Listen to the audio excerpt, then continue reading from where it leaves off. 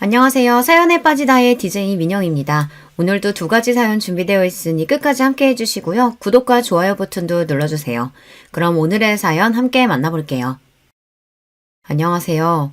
평소에 이곳 유튜브에서 자주 듣기만 하다 이렇게 직접 사연을 쓰게 된 할머니입니다.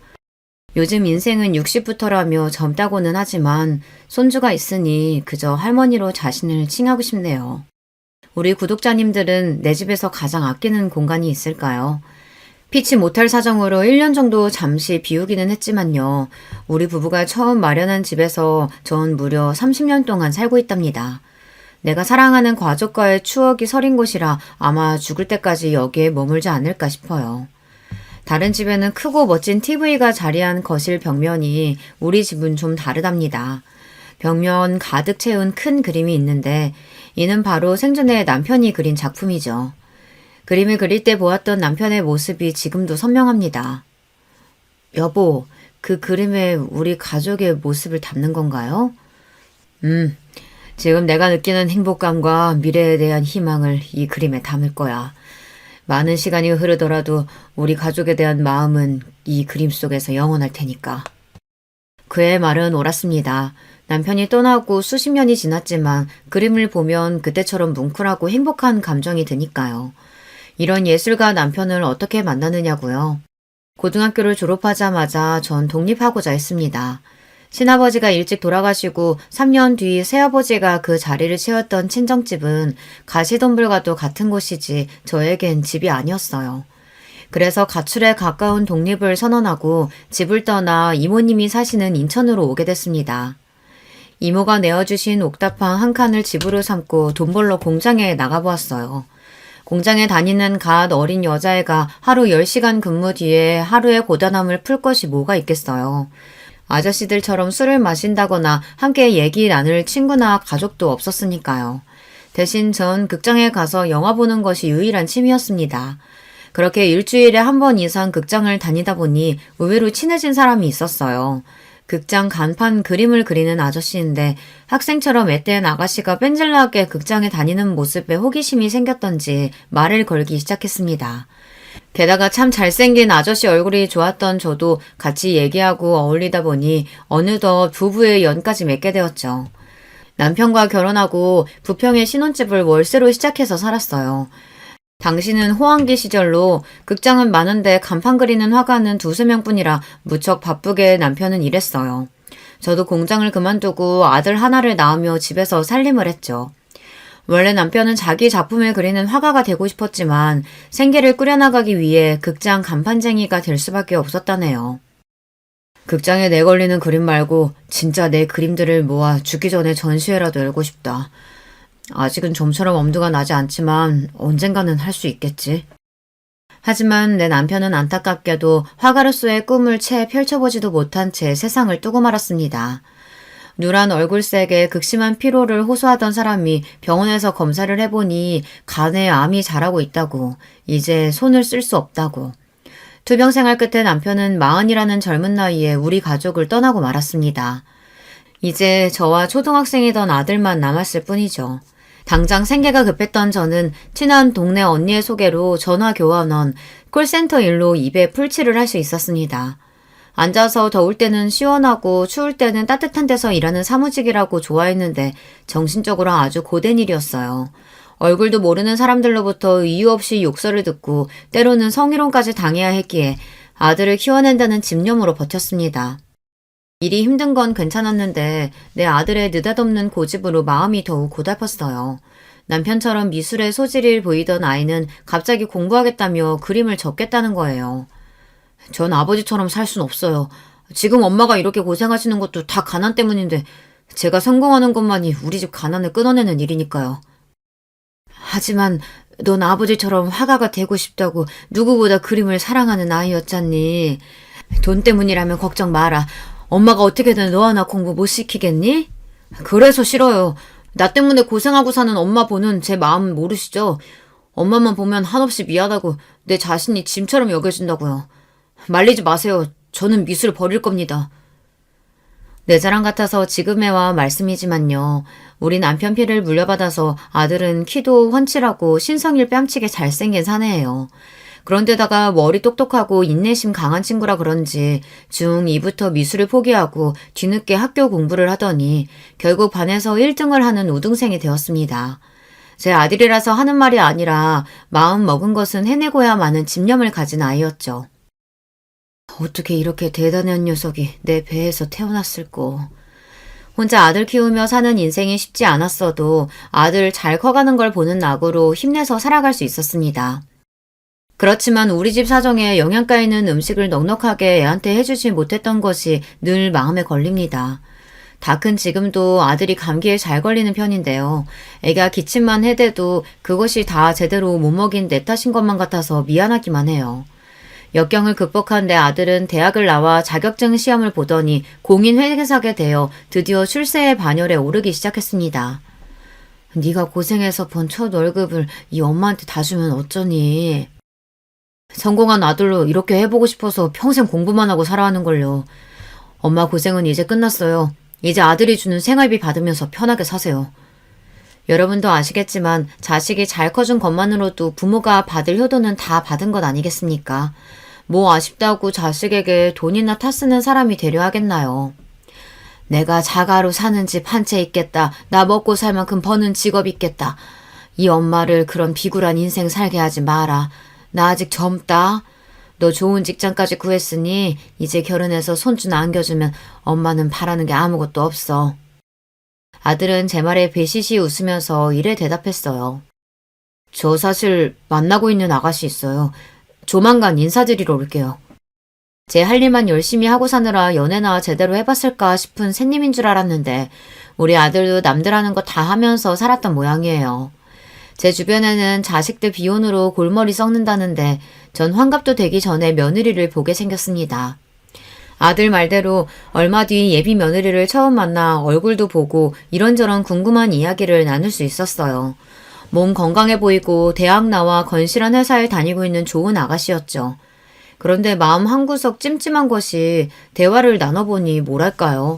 친정집에서 과보로 자란 여식처럼 보였습니다. 제 나이 30이 되도록 독립해 본 적이 없이 집에서만 살았고요. 선우 씨 만나기 전까지 제대로 된 연애 해본 적도 없습니다. 나 옛날 사람이긴 해도 결혼 전에 연애 좀 했다고 타박할 일 아니니 애써 감추지 않아도 돼요. 여자친구 말이 맞아요. 나랑 연애할 때도 9시만 되면 언제 들어오냐는 장모님 독촉 때문에 일찍 집에 보내야 했으니까요. 완전 마마골이라니까요. 이렇게 아들은 장난 섞인 볼멘 소리를 했는데 비단 이 일뿐만이 아니라 며느리 대학부터 직장까지 모든 일을 친정엄마가 정한 대로 따랐다더군요. 친정아버지가 교회 목사로 신앙심이 깊고 엄격한 집안에서 얌전히 자란 아가씨겠거니 좋게 생각했어요. 그래서 아들과의 결혼을 허락했습니다. 하지만 상견례를 나가보니 제 생각보다 더 심각한 집안이었어요. 상견례 자리에서 고개만 빳빳하게 들고 있던 안사돈은 첫인상부터 꽝이었습니다. 뭐가 그리 못마땅한지 잔뜩 굳은 표정으로 우리와 바깥사돈이 나누는 이야기에 대꾸도 안 하고 흥하고 이렇게 콧방귀만 끼고요. 한참을 그러고 있더니 처음 입을 열고 한다는 말이 이랬습니다.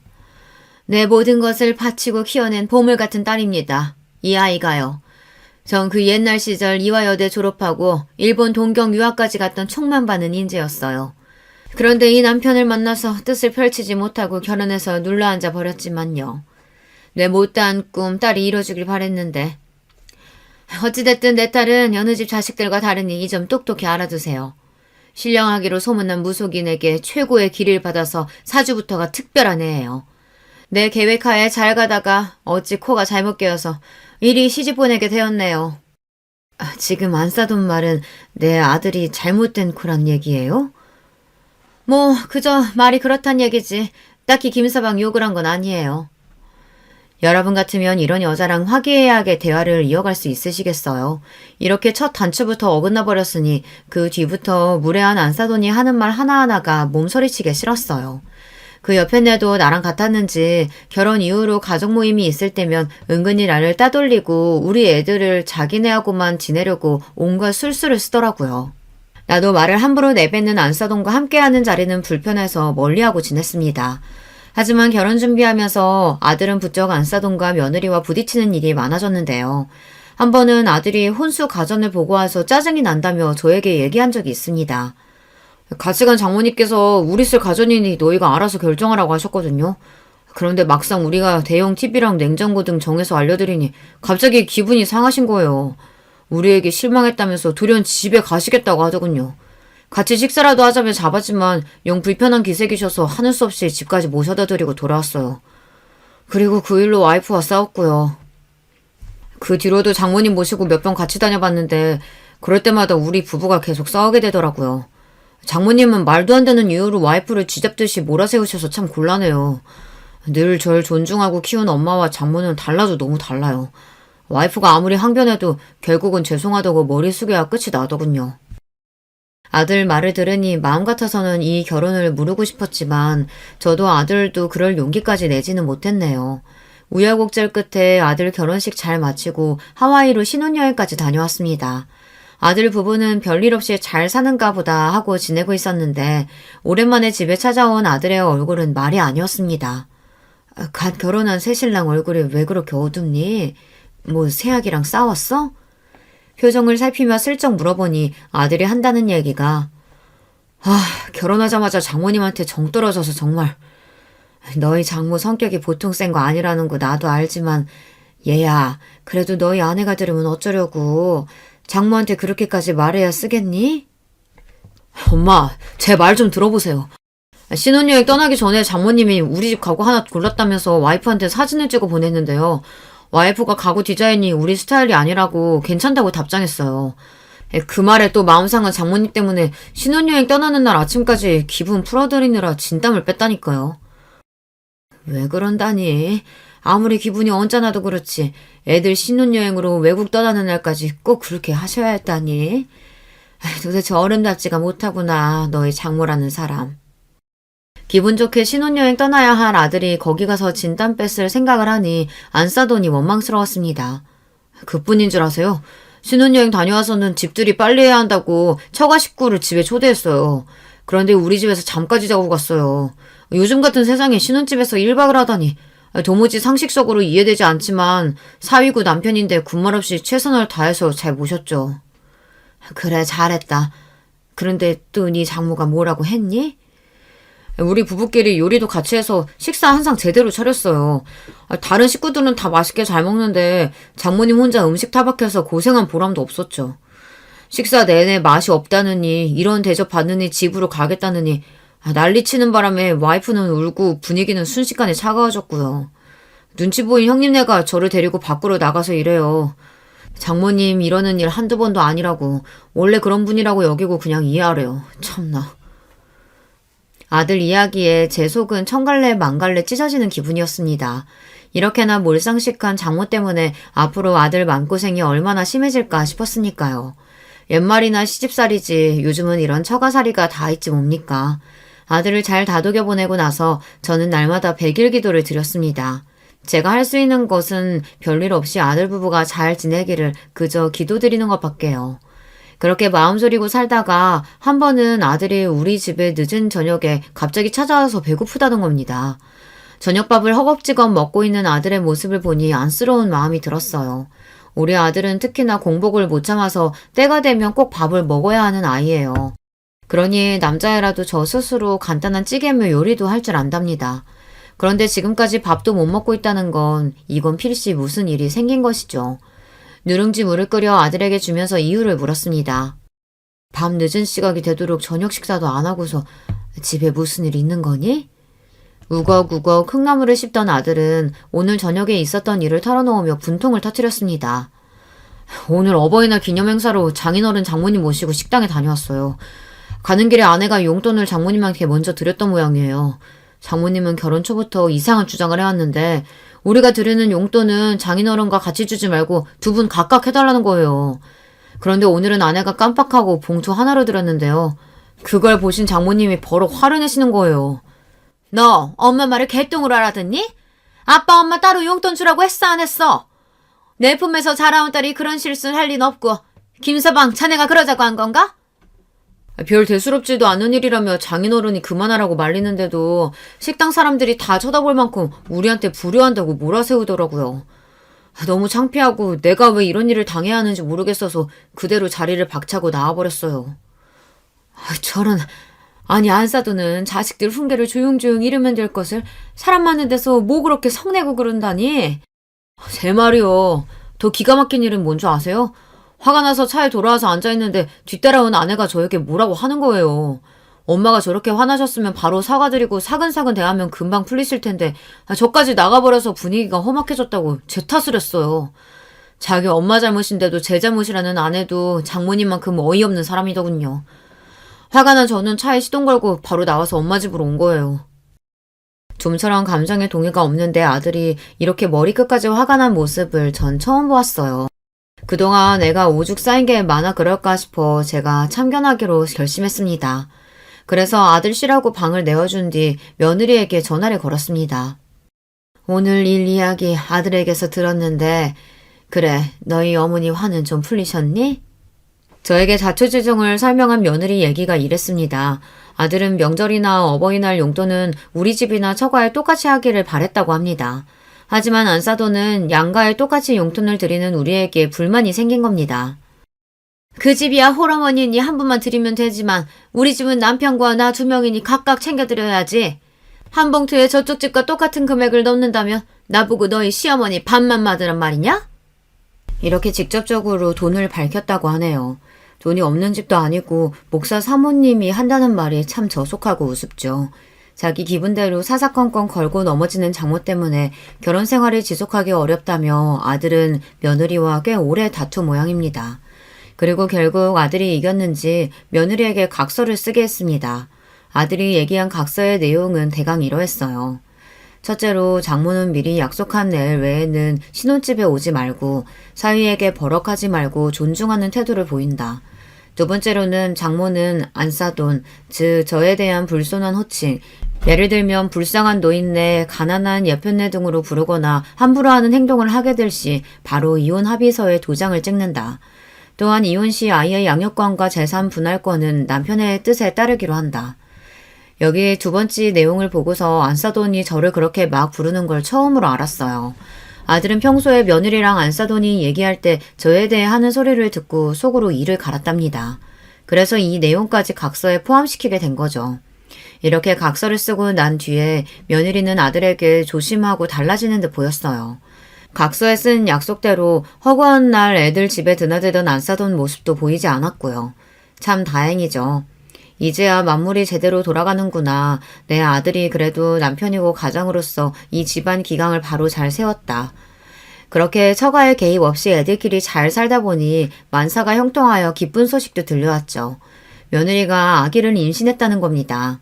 이듬해 겨울에 전 아주 예쁘고 건강한 손자를 안아볼 수 있었죠. 엄마, 손주가 그렇게 좋으세요?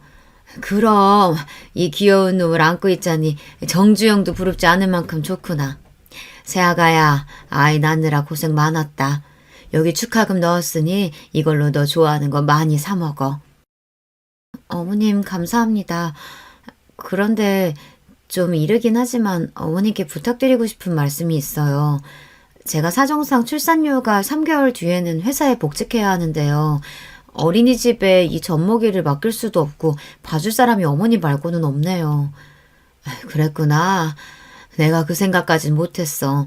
워낙 너희 친정과 가깝게 지내서 안싸더니 당연히 손주 봐주겠거니 했지.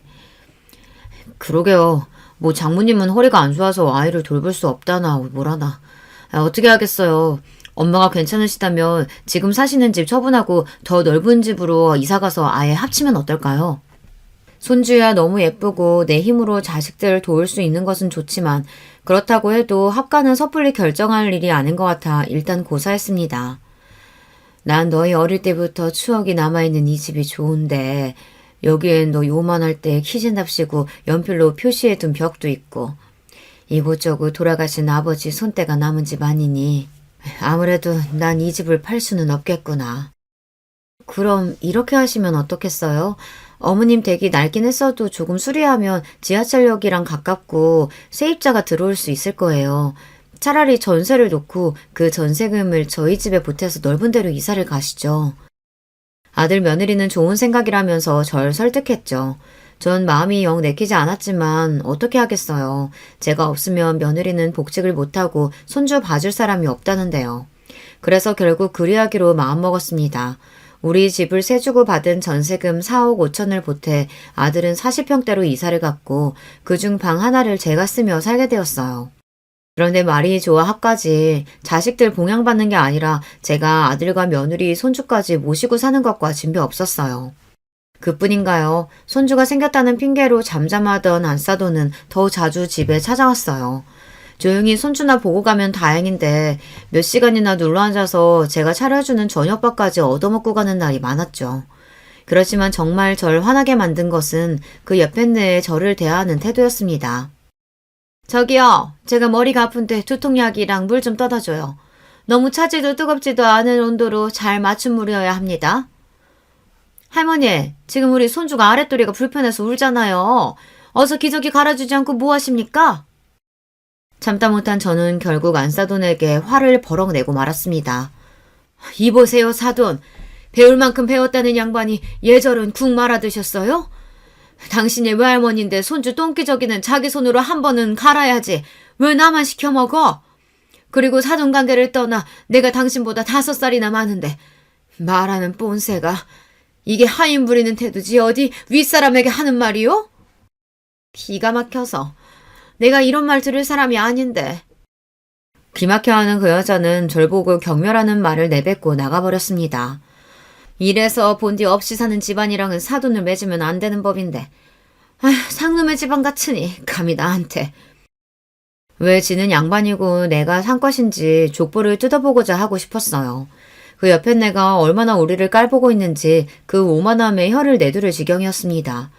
이쯤 되고 보니 저도 더는 그 양반 대면 못하겠고 그 여자도 절 다시 안 볼 것처럼 하고 돌아갔죠. 그런데 그 성미 고약한 장모는 이 일을 계기로 사달을 내고 말았습니다. 그 일로 안싸더니 얼마나 며느리를 괴롭혔는지 아이 얼굴이 반쪽이 되고 차마 나에게 말은 못하고 대신 아들을 볶아대는 것 같았어요. 아무려면 한 집에 사는데 제가 그것을 눈치채지 못하겠습니까? 다음날 장 보고 와서 집 현관에 들어서는데 아들 부부의 다투는 소리가 들려왔어요. 어머님이 좀 참으시지. 우리 엄마 자존심이 얼마나 센데 그 수모를 당하고 멀쩡하시겠어? 당신이랑 와서 석고대제 하지 않으면 그냥 굶어 죽겠다고 하신대. 이 일 당신이 수습해. 우리 엄마가 뭐 틀린 말씀하셨냐? 그동안 장모님이 나한테 까다롭게 구시는 건 그래 윗사람이니 이해한다 치자. 하지만 우리 엄마가 서열로 보나 나이로 보나 엄연히 장모님보다 우더른이셔. 그런데 얼마나 무시하고 막대했으면 선량한 우리 엄마가 그러셨겠냐고. 난 몰라.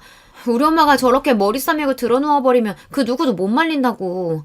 여보가 시어머니 좀 설득해봐. 우리 엄마 찾아가서 사과 좀 하시면 좋을 것 같은데. 뭐?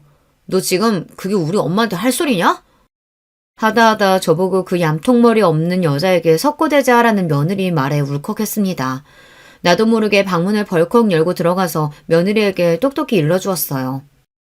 내 그동안 착한 시애미 노릇하니까 너 눈에 뵈는 게 없니? 도리어 너희 엄마가 내 앞에 와서 잘못했다고 사과해야 할 판국에 뭐가 어쩌고 어째? 난 내 집으로 돌아갈 테니까 네가 회사 그만두고 우리 영수 키우던지 아니면 대단하신 네 엄마한테 키워달라던 너 네 마음대로 해라. 며느리한테 제 말만 하고 방문을 쾅 닫고 그대로 집 밖에 나가버렸습니다.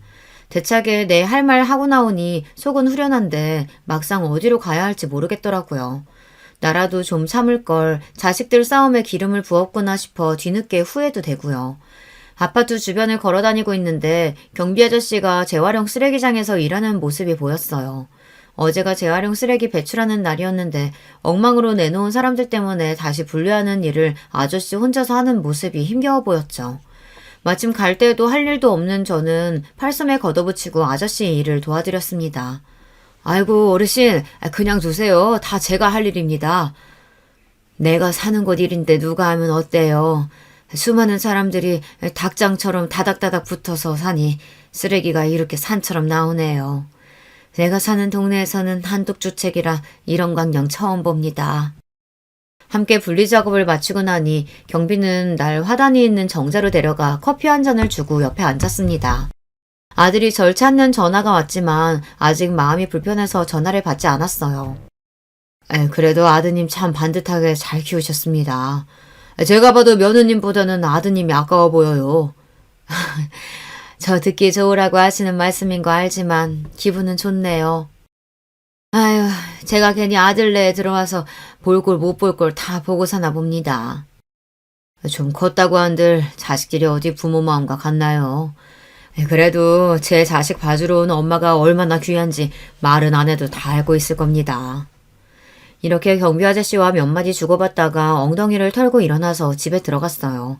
제가 한 가출은 고작 1시간 남짓이었지만 아들 내외는 그동안 말을 잘 풀었는지 분위기가 좀 나아졌더래요. 그리고 이 일로 안사도는 제가 집에 있는 동안 절대 오지 않았습니다. 제가 가끔 이모집이나 친구를 만나러 외출하는 동안 도둑고양이처럼 슬쩍 왔다가 가는 눈치였지만 저도 모르는 척 지냈죠. 이렇게 쭉 서로 간격을 두고 살았으면 좋았겠지만 묵어있던 갈등은 어느 날 화산처럼 폭발하고 말았습니다. 아침 잠자리에서 일어나는데 벌써 몸이 욱신욱신한 것이 몸살이 온 것 같았어요. 겨우 몸 추스르고 애들 아침밥 먹이고 손주 어린이집 보내고 나서 그대로 요에 누워 깊은 잠에 빠져버렸습니다. 얼마나 지났을까 며느리가 다급히 절 깨우는 소리에 억지로 일어났죠. 어머니 좀 일어나 보세요. 원래 오늘 익선동에 외출하신다고 하지 않았어요? 왜 아직 집에 계신 거예요?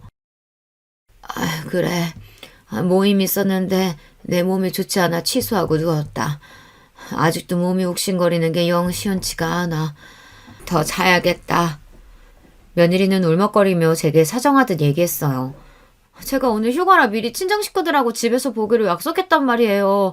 지금 우리 엄마가 지하주차장에 거의 다 왔다고 하시는데 이를 어째요?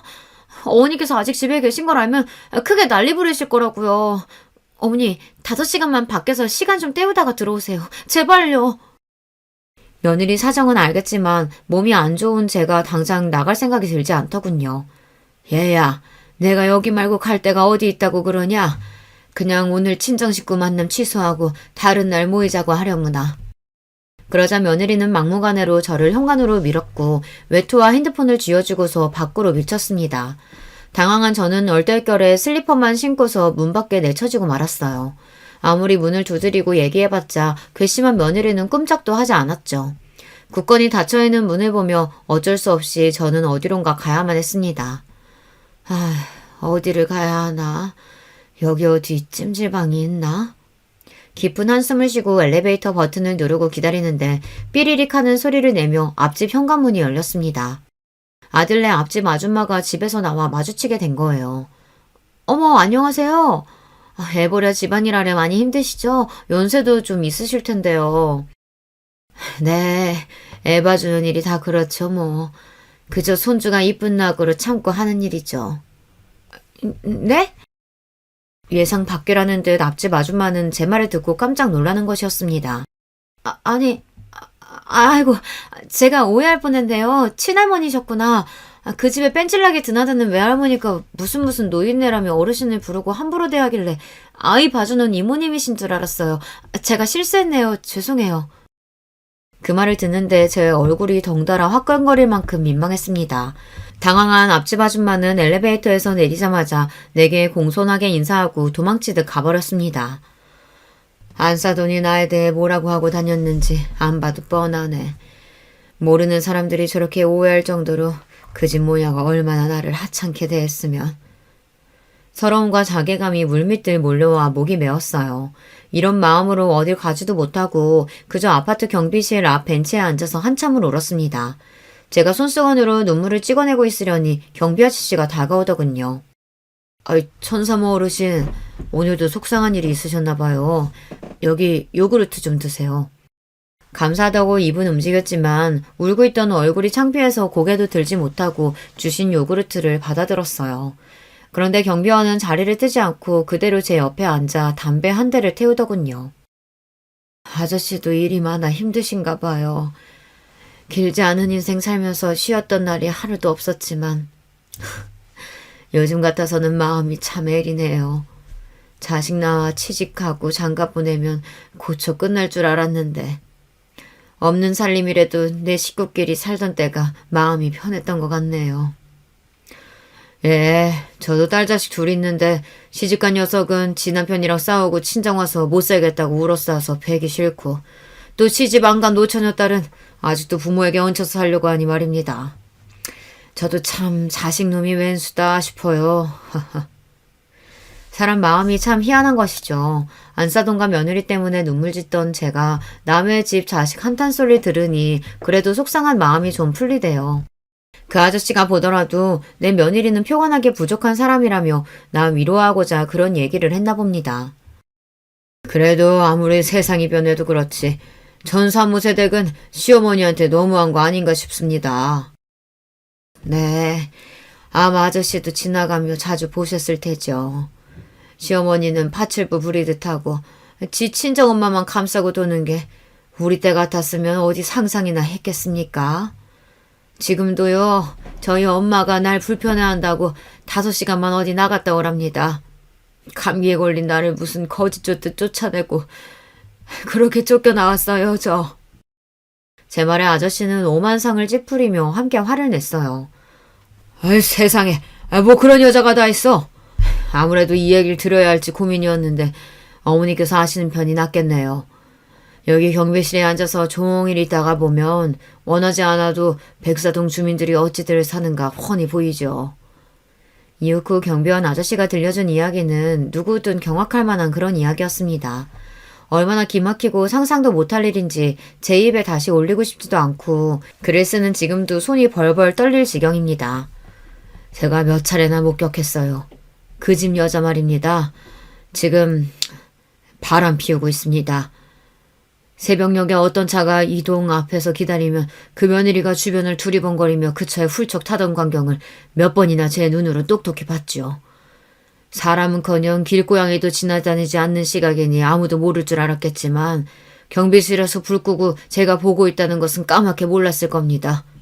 참. 바람? 바람이라뇨. 그게 정말이에요? 내 아들이 뭐 부족하다고 지보다 훨씬 인물 좋고 똑똑한 내 아들을 두고 딴 놈이랑 풀륜을. 그런데 말입니다. 경비 아저씨는 손바닥을 휘저으며 뭔가 불편하고 민망해하며 이렇게 얘기하는 겁니다. 아니요, 놈이 아니라 년입니다. 그 집 며느리는 어떤 다른 여자랑 바람이 난 거예요. 뭐라고요? 여자가 여자와 사랑하고 놀아단다니 여러분 믿겨지십니까? 저도 TV 무슨 프로그램 보다가 동성애하는 사람들이 있다는 얘기는 익히 알고 있습니다. 하지만 그런 사람들이야 별세계 사람들 아닌가요? 바로 내 며느리가 그런 잡종스러운 짓을 벌이다니 도무지 믿을 수가 없었어요. 제 가족을 걸고 맹세합니다. 그런 일은 물론 비밀에 붙여야 하고 원래 저도 공개할 마음은 없었죠. 그런데 그 여자는 평소에도 경비나 한다고 저를 무시했어요. 이 아저씨 거기 들어앉아서 경비하는 거예요? 마는 거예요? 거지 같은 인간들 여기에 출입 못하게 막아달라고 했잖아요. 오늘도 현관문에 마트 전단지 붙어있던데 당장 와서 떼줘요. 이런 식으로 종부리듯 하고요. 그런데다가 시어머니한테 이렇게까지 하는 걸 보니 그 여자 비밀을 폭로해야겠다 결심했죠. 그 이야기를 듣고 난 저는 제정신이 아니었습니다. 하염없이 생각하고 고민하다가 어느덧 늦은 밤이 되었죠. 집에 들어가니 저를 걱정하던 아들이 맞아주었어요. 이 늦은 시간까지 어디 다녀오셨어요? 걱정했잖아요. 그런데 엄마 얼굴이 왜 그래요? 무슨 일이라도. 아들을 지나쳐서 안방에서 TV를 보며 깔깔대고 있는 며느리 앞에서 천천히 그리고 깊고 엄숙한 목소리로 얘기했어요. 너 나한테 할 말 없냐? 평소와 다른 무거운 분위기를 눈치챈 며느리는 죄송했어요 어머님 하며 일어났는데 거기에 대고 전 결국 내질러 버렸습니다. 네가 여자를 좋아한다지 아마. 제 말에 며느리는 사색이 되고 말았습니다. 어머니 그런 흉측한 소리는 어디서 듣고 오신 거예요? 그럴 리가요. 말이나 되나요? 선우 씨랑 결혼해서 애까지 낳은 제가 무슨 여자를. 평소 네 행실이 그 모양이니 주변에서 원한을 샀으니 비밀이 내 귀에까지 들어왔지. 네가 차마 내 입으로는 더는 말 못하겠다. 세상 말살아해도 유분수지. 여자랑 그 짓을. 네가 이 모양 이 꼴인 거 너희 집에서도 알고 있냐? 제발 비밀로 해주세요. 우리 아버지가 목사세요. 제가 이런 줄 아시면 엄마한테 저 맞아 죽을지도 몰라요. 어디 기도원에 끌려가서 감금당하고 교육이라는 이름으로 고문당하고 말 거라고요. 그거야 내 알 바 아니지? 며느리가 잡은 손을 뿌리치고 아들을 불러 이랬습니다. 내가 지금 네 처에 대한 충격적인 비밀 듣고 오는 길이다. 네가 궁금해한다면 얘기해주겠다만 그게 아니어도 갈라서는 게 좋겠다. 몸살 감기에 걸린 이 어미가 며느리한테 뇌쫓김 당했는데 배알 없는 자가 아니고서야 내 어찌 여기서 계속 살고 싶겠느냐? 지금 이 집에서 당장 나갈 거니까 처분되는 대로 내 전세금 돌려다오. 그리고 네 처랑 이혼한 결심 서면 그때 엄마 찾아와라. 독하게 나오는 저에게 당황한 아들은 무슨 일이냐며 더 얘기해달라며 절 붙잡았지만 아들의 사정에도 불구하고 짐을 싸서 바로 나왔습니다. 당장은 갈 곳이 없어서 잠시 이모 댁에서 기거하는데 얼마 뒤 아들이 찾아왔어요. 어머님, 말씀대로 저 그 사람이랑 갈라서겠습니다. 결정적으로 이런 상황에서까지 제 잘못 없다는 아내한테 환멸감을 느끼고 말았어요. 장모와 아내 모두 사위가 아니라 자기네 집 머슴을 구하는구나 싶은 생각에 결심했죠. 사실 결혼 초부터 장모님 감사 때문에 부부싸움 한 적이 한두 번이 아니에요. 그래, 네가 그간 마음고생이 심했던 거 다 안다. 장모는 저 있는 자리에서도 장인어른 깎아내리고 욕보이는 말까지 서슴지 않고 해요. 그런 모습 보면서 나도 저렇게 될까 무섭더군요. 그래도 이 사람은 다르겠거니 믿었는데 오늘까지 본 아내도 장모와 똑같은 인간이에요. 어떻게든 엄마와 저에 대해 깎아내리려고 들고요. 아이 생각해서 제가 참고 살면 괜찮겠지. 그랬던 제가 너무 안일했나 봅니다. 그래, 잘 생각했다. 근데 이건 알고 있냐? 네 처가 여자랑 놀아나고 있다는구나. 이건 뭐 용서하고 이해할 일이 아니야. 그러니 당장 이혼해라. 믿을 수 없는 이야기에 충격받은 아들의 얼굴은 지금까지 선연합니다. 축 처진 어깨를 한 가엾은 아들은 저에게 다시 오겠다는 말을 남긴 채 돌아갔어요. 그리고 한동안 연락이 없던 애가 걱정된 나머지 아들이 일하는 회사 앞으로 찾아갔죠. 그런데 바로 그곳에 장모라는 사람도 있는 겁니다. 이제 난 이판사판입니다. 고통받는 내 아들에게서 그 여자를 멀리 떨어뜨리려고 가서 그 얼굴에 대고 삿대질을 했습니다. 이봐, 당신이 왜 내 아들 일하는 곳에 찾아왔어? 또 뭘 괴롭히려고? 당장 돌아가! 교양 없이 이게 뭐하는 짓이야? 당신 아들이 갑자기 이혼하겠다고 미친 듯 날뛰는데 사회교육에 내가 나서야지 그럼. 교육? 교육? 네 딸녀는 정신병자같이 여자 좋아하는데 누가 누구를 교육시킨다는 소리야? 이게 말이야 방구야? 제 말에 그 여자는 사색이 되어갔습니다. 그런데 왠지 그 표정은요. 처음 들은 사실에 대한 충격이 아니라 깊숙이 숨긴 비밀이 드러난 자의 당혹감 같았죠. 그 여자랑 옥신각신하는 그때 아들이 우리 앞에 나섰습니다. 장모님, 아니 당신이 여기에 왜 있습니까?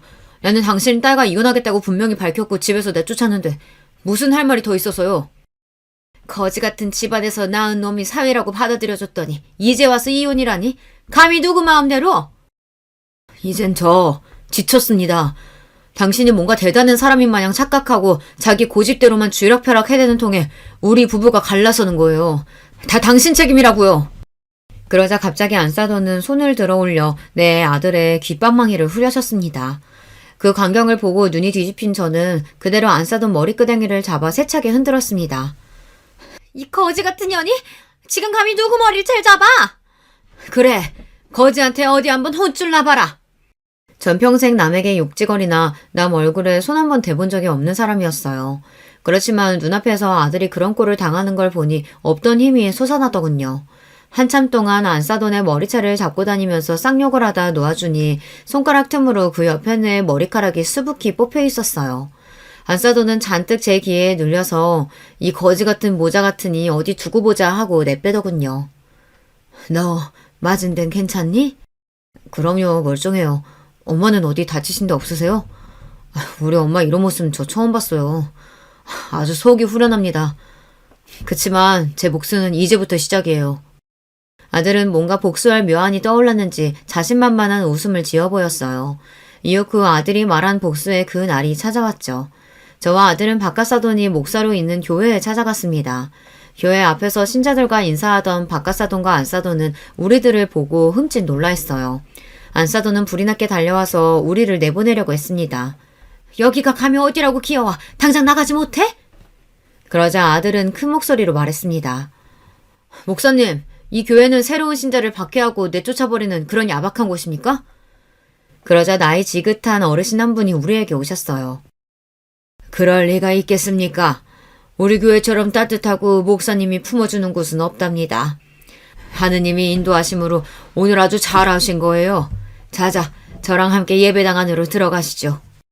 그렇게 장로님이 우리를 귀하게 모시고 들어가자 안사돈도 어쩔 수 없다는 듯 물러서고 말았습니다. 박가사돈은 목사로서 설교하는 내내 진땀을 흘리며 우리의 눈치를 살피는 것이 불쌍해 보였죠. 찬송 시간에 아들은 우리를 맞이했던 장로님에게 이랬어요. 저희 어머니를 모시고 이 교회에 처음 와보니 참 마음에 드네요. 앞으로 더 다닐 수도 있는데 말미에 저희를 소개해 주실 수 있나요? 우리도 교회 분들에게 인사드리고 싶어요. 아들의 말에 넘어간 장로님은 한바구음을 지으며 교회 소식이 있다며 새 신자를 소개하겠다고 강단에서 말했습니다. 말을 마친 장로님은 아들에게 그 마이크를 넘기고 결국 사돈교회 강단에 아들은 나갔습니다. 이렇게 만나 뵙게 되어 무척 반갑습니다, 성도 여러분. 사실 저는 이 교회와 아주 깊은 인연을 맺고 있는 사람이에요. 하지만 어찌된 일인지 목사 사모님은 사위인 제가 이 교회에 오는 것을 굳고 말리시더라고요. 왜겠어요? 그 집안의 더럽고 추악한 꼴을 제가 이 교회에 폭로할까봐 그래서야겠죠. 그리고 아들은 그간 장모가 벌여온 아나무인으로 굴었던 일들을 소상히 밝혔습니다. 교회 안은 순식간에 웅성거리는 소리로 시끄러워지기 시작했죠. 폭로를 막으려는 목사 부부 앞을 바로 제가 가로막았어요. 어떤 사진이 대문짝만하게 실린 종이 한 장을 그 얼굴에 내밀며 말이죠. 그 사진은요, 바로 며느리가 야밤에 여자와 입을 맞추고 부벼댄 모습이었습니다. 경비원 아저씨가 목격했던 사진을 찍어 저에게 주었기에 그것을 아들은 전단지로 만들었거든요. 전 교회의 모든 사람들이 알 수 있도록 그것을 나눠주고 있었고요. 사람들의 놀라운 탄식이 이곳저곳에서 들려왔습니다. 박가사도는 자기 딸의 치부를 처음 알았던 모양인지 얼굴이 하얗다못해 시퍼렇게 질려갔어요. 여러분, 전단지 사진 보십시오. 이 사진 속 주인공은 바로 여기 목사님의 딸입니다. 또 저의 아내이기도 했죠. 저와 가족을 능멸하고 예전부터 애인이던 여자와 결혼 이후까지 관계를 지속해왔어요. 딸은 양성애자여 그 어미는 거머나게 짝이 없는 사람인데 이런 사람을 목사네 가족이라고 따르실 수 있습니까? 핵폭탄급 폭로에 박가사도는 의식을 잃고 쓰러지는 실신을 하고 말았어요. 응급차를 부르고 교회는 순식간에 아수라장이 되었습니다. 이후의 일은 여러분께서 예상하시는 그대로입니다. 신자들은 거의 모두 교회를 떠나갔고 박가사도는 실신 뒤 심혈관 질환이 심해져서 목회 활동을 접고 집에 누워있다고 들었어요. 자기 남편이 그 지경이 되었으니 안사돈이야 이제 간병인 신세나 되고 말았죠. 자기 부모와 어찌나 격하게 다투었는지 며느리는 친정을 떠나서 자기 애인과 동거하고 있다는 흉흉한 소문까지 듣게 되었고요. 우리 아들은 며느리에게 양육권도 아파트도 뺏기지 않기 위해 착실히 이혼 소송을 준비하며 잘 지내고 있습니다. 기억하고 싶지 않은 일만 가득했던 아들 아파트를 처분하고 나니 당장 우리 식구가 거처할 곳이 사라지고 말았어요.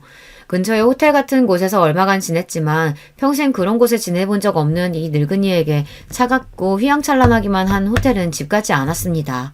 잠자리도 불편하고 부엌이나 세탁실이 없어 살림도 못하고 갑갑했어요. 무엇보다 어린 손주가 옆방에 폐가 될까봐 울거나 노는 것도 못하게 막으니 어린 곳에게 못할 짓을 한다 싶었습니다.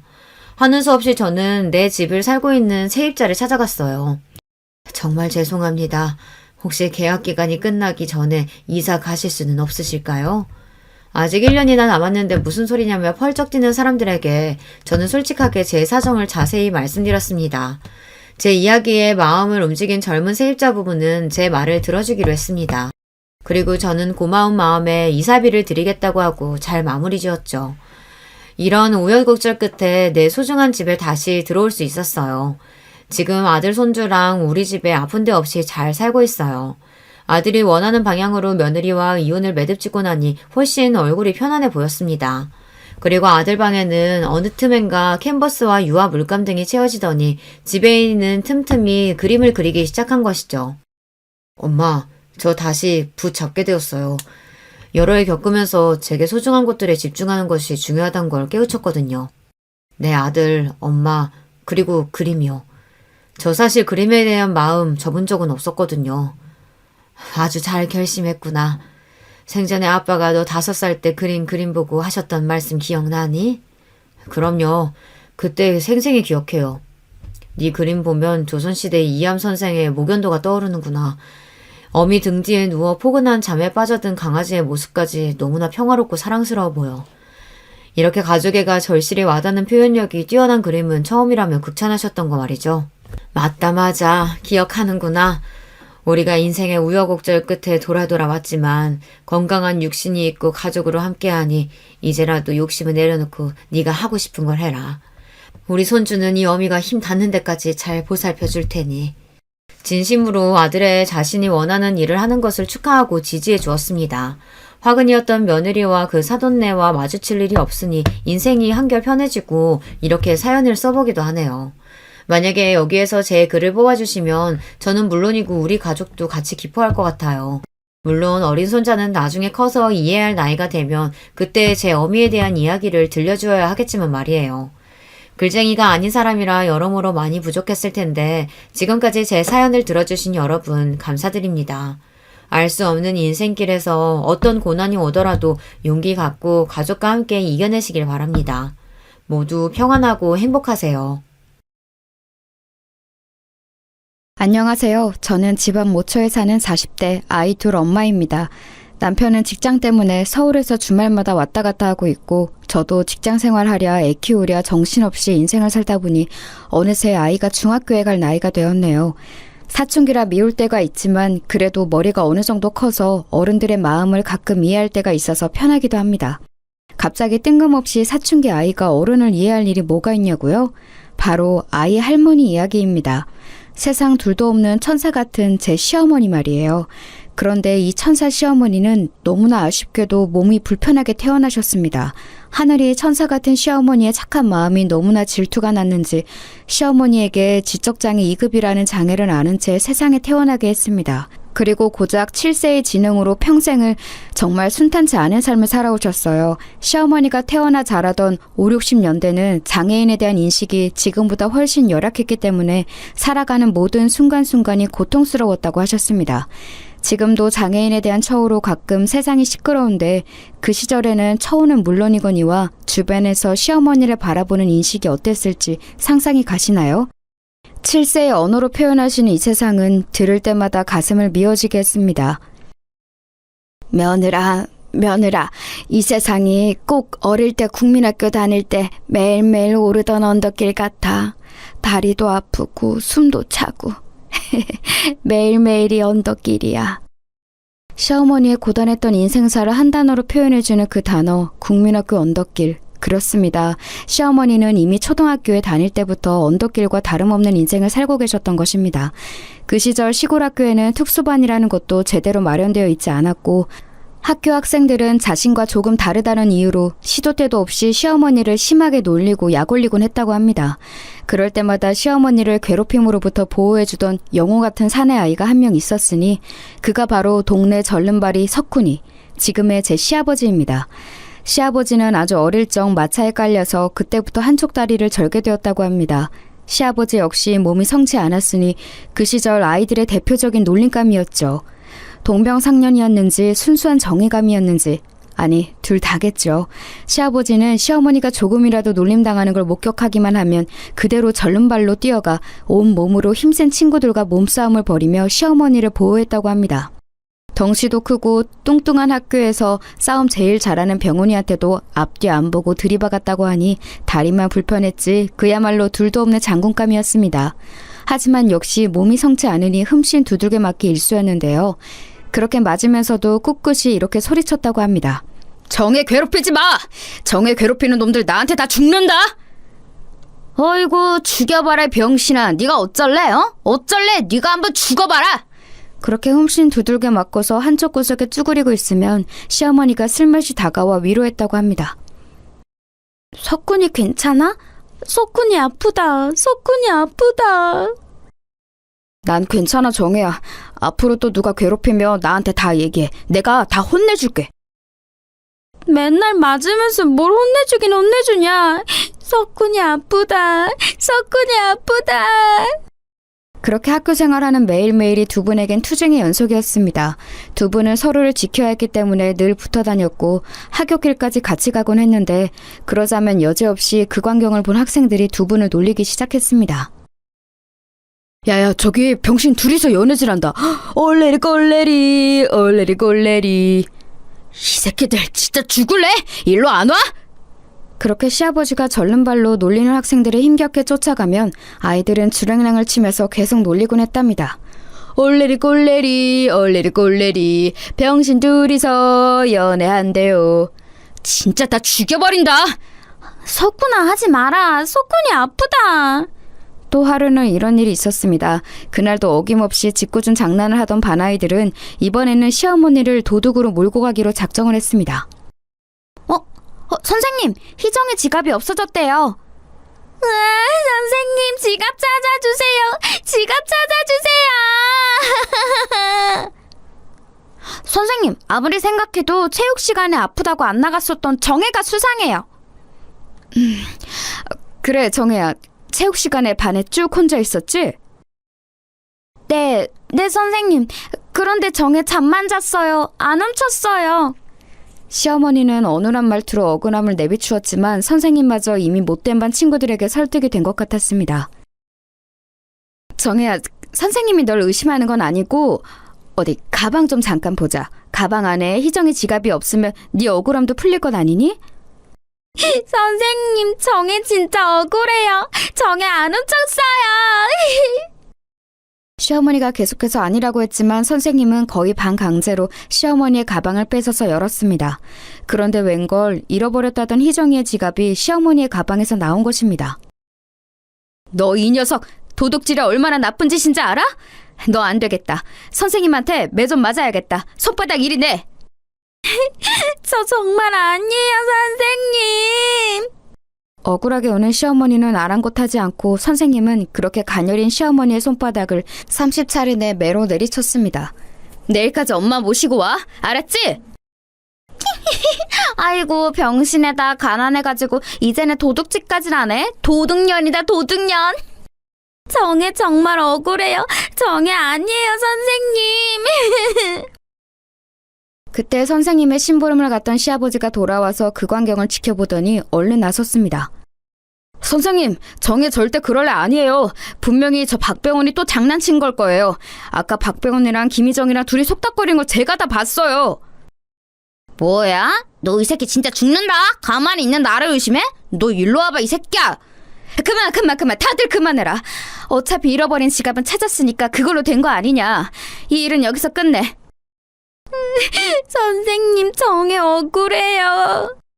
이렇듯 시어머니와 시아버지 학창시절은 괴롭힘의 연속이었고 소외의 연속이었습니다. 학창시절 내내 사회와 동화되지 못하고 늘 주변인이었던 두 분은 오직 서로만을 의지하며 그렇게 초중고 시절을 같이 보냈다고 합니다. 그 와중에 놀랍게도 시어머니는 수학을 굉장히 잘하셨습니다. 수학 하나로 도내 경시대회에서 1등도 하고 그때 당시 문교부 장관상도 받고 하실 정도로 수학 하나는 천재적이었다고 해요. 그러나 가난했던 집안 환경과 성치 않았던 몸으로 인해 끝끝내 대학까지 진학하지는 못하였습니다. 세상은 이렇게 천재적인 수학자를 한 명 잃게 된 것입니다. 이렇듯 세상에는 특출나고 빼어난 재능을 가지고 있음에도 그 재능을 미처 다 펼치지 못하고 사라져가는 인재가 많은 것 같아 너무도 안타깝습니다. 저희 가장 가까운 시어머니가 그렇다고 하니 더더욱 가슴이 아픈 얘기입니다. 시아버지는 고등학교 졸업과 동시에 가업을 이어서 목수일을 시작하셨습니다. 두 분은 서로를 오랜 세월 지켜준 것이 연인이 되어 그렇게 성인이 되자마자 결혼을 하셨습니다. 두 분이서 목공소를 운영하면서 생계를 이어나갔고 몇 년이 지나 소중한 새 생명이 태어나게 되었는데 그가 바로 지금의 제 남편입니다. 두 분은 시어머니가 가진 장애로 인해 혹시나 그것이 자녀에게까지 이어질까봐 마음을 많이 졸이셨는데 다행히도 발달장애는 유전적 경향성을 가질 뿐 유전병은 아니기 때문에 한쪽만 지적장애를 가지고 있을 경우에는 자녀까지 그럴 확률이 많이 떨어진다고 합니다. 그래서 그런 염려와 달리 남편은 아주 건강한 사내아이로 잘 태어나게 되었습니다. 남편은 그렇게 무럭무럭 자랐습니다. 수학을 잘하던 엄마의 머리를 이어받아 학교 공부도 늘 우수한 성적이었고 명문대학을 우수한 성적으로 졸업했습니다. 남편과 저는 사내에서 만났어요. 둘 다 공부벌레였기 때문에 학창시절 내내 연애라곤 못 해봤고 대학을 졸업한 뒤에도 일에만 매진했기 때문에 더더욱 그럴 기회는 없었죠. 사실 저희 둘 다 처음부터 서로에게 끌렸던 것은 아닙니다. 그런데 어느 순간 남편이 자신의 일에 열정과 애정을 가지고 열심히 몰두하던 모습이 멋있어 보여서 제가 먼저 끝나고 맥주 한잔 하자고 데이트를 신청한 것이 계기가 되어 교제를 시작하게 되었습니다. 그렇게 2년 정도 연애를 하게 되었고 조금씩 결혼 얘기가 오가게 되었습니다. 미진아, 이제 우리 결혼도 생각하고 해야 하니까 솔직하게 할 얘기가 있어. 그동안 우리 부모님, 특히 엄마 얘기는 잘하지 않았지. 그건 부끄러워서라기보다 혹시나 네가 편견을 가지고 있으면 어떡하지 하는 생각에 미처 말하지 못했었어. 그렇게 조심스레 꺼내준 시어머니 이야기를 시작으로 앞서 설명드렸던 시부모님의 역사와 남편의 탄생 얘기까지의 거대한 가족사를 듣게 되었습니다. 저는 그런 남편의 가족사를 듣게 되니까 오히려 남편이 더 좋아졌습니다. 그리고 세상의 편견에 맞서 두 분의 삶을 꿋꿋하게 살아오신 시부모님이 존경스럽기까지 했습니다. 이런 가정에서 자란 사람이라면 믿고 남은 삶을 함께해도 되겠다고 생각했습니다. 오빠, 나는 편견은커녕 오히려 오빠와 아버님, 어머님이 자랑스러운걸. 두 분이서 이겨낸 이 세상, 우리도 앞으로 부부로서 함께 잘 이겨내보자. 그렇게 양가와 친구들의 많은 축복 속에 저희는 부부의 연을 맺게 되었습니다. 결혼을 하던 날 시어머니는 제 손을 꼭 붙잡고 하염없이 우셨습니다. 며느라, 며느라, 고마워. 정말 고마워. 내 딸애라, 내 딸. 미진이 내 딸이다, 내 딸. 꼭 붙잡은 두 손으로 전해져 오는 지나온 시어머님의 인생사가 느껴져서 저도 같이 한참을 울었습니다. 감사해요, 어머니. 저희 앞으로 잘 살게요. 결혼 이후 시어머님이 어찌나 잘해주시는지 정말 황송할 지경이었습니다. 저희 신혼집은 퇴근하면 늘 깨끗하게 청소가 되어 있었습니다. 그것도 일부러 저희 신혼생활에 방해될까봐 제가 출근해 있는 동안 번개처럼 집안일을 해놓고 가셨던 것입니다. 남편은 서울에서 왔다 갔다 하느라 평일에는 집에 없는데도 불구하고 어머니는 제가 퇴근할 때쯤이면 어느새 집안을 싹 정리하시고 집에 돌아가신 뒤였습니다. 그리고 시시때때로 반찬이며 건강식이며 몸에 좋은 것들을 가져다 주셨습니다. 사랑이 가득 담긴 삐뚤빼뚤 글씨의 쪽지와 함께요. 며느라, 오늘도 일하느라 고생했지? 아침 미자 이모네 반찬 가게에서 새로 만든 메뉴랑 뱃속의 아기한테 좋은 영양제랑 같이 해서 놓고 갈게. 잊지 말고 챙겨 먹어. 고마워, 며느라. 이렇게 지극정성이시며 고마워해도 제가 고마워하는 게 맞는데 시어머니는 늘 제게 고맙다고 하셨습니다. 언제고 직접 밥을 해서 제게 먹이고 싶다고 하셨습니다. 불을 다루시기에는 조금 위험할 수 있어서 열심히 배우는 중이라고 하셨습니다. 정말 친부모님에게서도 받지 못한 시어머니의 지극정성에 저의 결혼 생활은 고된 업무 중에도 감동이 그칠 날이 없었습니다. 남편이 서울에서 직장 생활을 하느라 집안일을 돌볼 사람이 없어서 시어머니는 아마도 제게 더 신경을 써주셨던 것 같습니다. 더더군다나 아이까지 임신하게 되니까 시어머니는 거의 친엄마와 다름없이 저를 돌봐주셨습니다. 그 시절에는 임신한 여자가 직장 생활까지 병행하는 것이 참 녹록지 않았는데 그 모든 것이 가능했던 이유는 모두 시어머니의 도움 덕분이었습니다. 그렇게 주말은 사랑하는 남편과 시간을 보내고 주중에는 시어머니의 사랑을 듬뿍 받는 행복한 결혼 생활을 이어가고 있을 무렵 저희 부부에게도 소중한 생명이 찾아오게 되었습니다. 연년생으로 딸과 아들을 낳게 되었는데 정말 아이가 크는 속도는 빛의 속도보다 조금 못한 정도일 것 같아요. 품 안에 한 손에 들어오던 조그만 아기였던 녀석들이 어느새 쑥쑥 자라서 유치원도 가고 초등학교도 가고 하니 말이에요. 아이 키워보신 분들은 모두 공감하실 겁니다. 큰딸 아이가 입학하던 날 그 힘든 워킹맘 생활이 이제는 조금은 더 수월해지는 것 같아 한시름 놓았던 기억이 있네요. 그런데 그 아이가 초등학교에 입학하고 시간은 또 흘러서 어느덧 가을 운동회가 열린 무렵이 되었는데 그때 작은 사건이 하나 터졌습니다.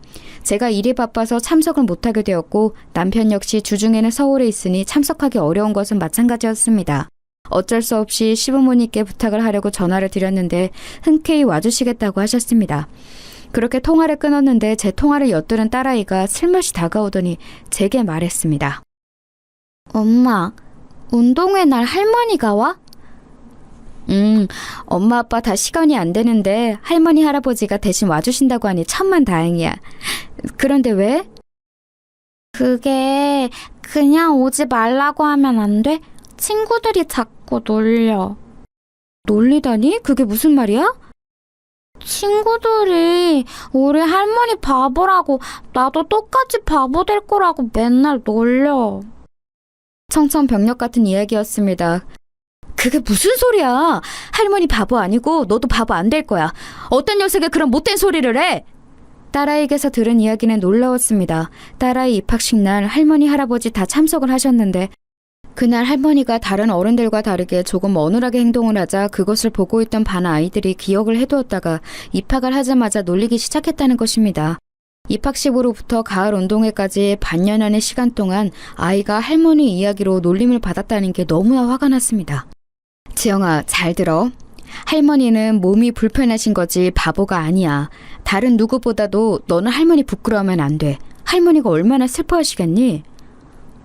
몰라. 그냥 할머니 오는 거 싫어. 오지 말라고 해. 대차게 울어대는 딸아이에게 할머니는 우리와 조금 다른 사람일 뿐 그 누구보다도 착하고 천사 같은 분이라는 걸 어떻게 이해시켜 주어야 할지 막막했습니다. 처음 해보는 엄마 노릇이 정말 힘들다는 걸 강력하게 실감했습니다. 8살 초등학생 아이에게 어떻게 장애에 대한 편견을 바로 잡아주어야 할지 미처 배우지 못했으니까요. 무엇보다 이 이야기를 시어머니께 어떻게 전달을 해야 할지가 가장 난감했습니다. 아이는 할머니 오는 거 싫다고 떼를 쓰지 이 이야기를 시어머니께 전달을 하자니 시어머니가 평생을 당해온 수모와 멸시를 제가 한 스푼 더 보태는 것과 다를 바 없지. 정말 울고 싶을 지경이었습니다. 그러던 중 천만다행인지 아니면 이걸 천만다행이라고 생각하는 것조차 천벌을 받을 일인지 마침 시부모님 가게에 발주 사고가 발생해서 물량을 예정 기일까지 맞추느라고 밤낮 없이 일하셔야 하는 상황이 발생했는데 그러다 보니 자연스럽게 아이 운동회에서는 시부모님도 못 가게 되는 상황이 발생했습니다. 딸아이의 운동회에 가족이 아무도 참석 못하는 것은 미안한 일이지만 딸아이가 할머니가 오는 게 그렇게 싫다고 떼를 쓰던 게 결국 이루어져 버렸는데 그것 때문에 일종의 안심을 하는 제 모습을 보면서 너무 죄스러웠습니다. 여러분이라면 이런 상황에서 어떻게 하시겠어요? 몸이 불편한 시어머니와 그걸 부끄러워하는 어린 딸아이 그리고 그걸 양쪽 다 잘 설명해야 하는 이 상황 말이에요. 이번 일은 그렇게 두루뭉실 넘어갔지만 앞으로 살면서 비슷한 일들이 여러 번 있을 텐데 그때마다 어떻게 해야 할지 미리부터 걱정되기 시작했습니다. 저는 오랜 고민 끝에 딸아이의 눈높이에 맞춰서 이 상황을 잘 설명할 계획을 짠 후에 앉혀놓고 이야기했습니다. 지영아, 먼 옛날 하늘에서 할머니가 이 세상에 태어나시기 전에 할머니는 하늘나라의 공주님이었단다. 우와, 그게 정말이야? 그럼 얼굴도 예쁘고 마음씨도 고와서 하늘나라 백성들 모두가 사랑하는 공주님이었지. 그런데 그러던 어느 날 공주님이 인간들이 사는 이곳을 내려다보고 있었는데 하루는 너무 내려가 보고 싶더래. 그래서 천년에 한 번 하늘나라와 인간 세상을 오가는 말 한 마리가 마침 하늘나라 정거장에 와 있을 때였는데 인간 세상에 몹시 가보고 싶었던 공주님이 급하게 말 위에 올라탔다가 인간 세상에 내려오는 길에 말에서 떨어지게 된 거야. 그러면서 공주님이 머리를 부딪히게 되었고 생명이 위독한 상태가 되었어. 하늘님이 그런 공주를 보시고 안타깝게 여기셔서 공주님의 목숨을 살려주는 대신 인간 세상에 무한한 사랑을 전하고 오라는 명령을 내리셨어. 공주님은 그렇게 목숨을 구했지만 다친 머리로 인해 어린아이와 같은 지능을 가지게 된 거야. 그렇지만 하늘님의 바람대로 세상 누구보다도 착하고 고운 심성으로 지금까지도 그 사랑을 세상에 뿌리고 계셔. 할머니가 이 엄마랑 지영이 얼마나 이뻐하는지 지영이도 잘 알지? 응, 맞아. 할머니는 항상 천사같이 대해주셔. 그게 할머니가 하늘나라 공주님이어서 그랬구나. 우와! 그래, 그건 할머니가 본래 하늘나라의 천사이자 공주님이시기 때문이야. 먼 훗날 하느님한테 받은 명령을 다 이루고 나면 다시 하늘나라로 올라가서 공주님이 되실 거란다. 우와, 그럼 할머니는 바보가 아니라 공주님이었네. 바보들, 그런 것도 모르면서 놀리다니. 엄마, 나 이제부터 할머니 안 창피해. 할머니는 하늘나라 공주님인걸. 그럼 마찬가지로 하늘나라 공주님의 손녀딸인 우리 지영이도 공주님이지. 우와, 신난다. 나도 공주님이다. 아이가 장애에 대한 편견을 가지지 않게 최대한 잘 설명해보려 했었는데 다행히 그게 아이한테는 긍정적으로 전달이 된 것 같았습니다. 점점 자라면서 다시 할머니의 현실에 부딪히게 되겠지만 적어도 아이 마음에 할머니가 얼마나 좋은 분인지를 꼭 알게 해주고 싶었거든요. 그런데 신기하게도 그날 이후로는 할머니가 창피하다느니 할머니가 학교에 오는 게 싫다느니 하는 이야기를 입 밖에도 꺼내지 않았습니다. 나중에 커서 들은 얘기로는 그 이후로도 여지없이 아이들은 딸아이를 놀렸지만 그럴 때마다 딸아이는 그래, 마음껏 놀려. 니네가 아무리 놀려도 우리 할머니는 하늘나라 공주님이야. 부럽지? 부러우면 놀리지 말고 그냥 부럽다고 해. 라고 옹수했다네요. 제가 들려준 이 이야기가 어쩌면 아이에게는 주문 같은 마법이 되었나 봅니다. 지금도 딸아이의 할머니 핸드폰 번호가 공주님으로 되어 있으니까요. 그렇게 둘째 아이까지 할머니에 대해 편견을 가지지 않게 무던히도 애를 썼습니다. 아이들이 다행히 저의 교육 방향을 잘 따라와준 덕분에 할머니 못지않게 주변 이웃들에게 사랑을 전하는 성숙한 아이들로 잘 자라주고 있는 것 같아서 뿌듯합니다. 이렇게 아이들이 가질 수 있는 편견을 한꺼풀 걷어내고 나니 저희 집안에는 평안한 일만 가득할 것 같았습니다. 하지만 세상은 역시 천사 같은 시어머니를 가만히 내버려두지 않더군요. 결국엔 시어머니의 마음속에 큰 상처가 될 수 있는 일이 또 벌어지고 말았으니까요. 그 사건은 다음과 같습니다. 시어머니는 앞서 말씀드린 것처럼 장애에 대한 편견으로 학창시절 내내 고통을 받고 자라셨습니다. 그렇기에 친구라고는 동창이었던 시아버지가 거의 유일무이했었죠. 그러나 친구가 꼭 시아버지만 있었던 것은 아니었습니다. 시어머니는 학창시절 늘 반장을 했었고 전교 1등을 놓친 적 없었던 현숙이 이야기를 자주 했습니다. 시어머니를 편견 없이 잘 대해준 몇 안 되는 학창시절 친구 중 한 명이라면서요. 현숙이 아줌마 이야기를 할 때에는 항상 다시금 소녀의 미소를 짓곤 하셨습니다. 현숙이 보고 싶다. 현숙이 착하다. 현숙이 잘해줬다.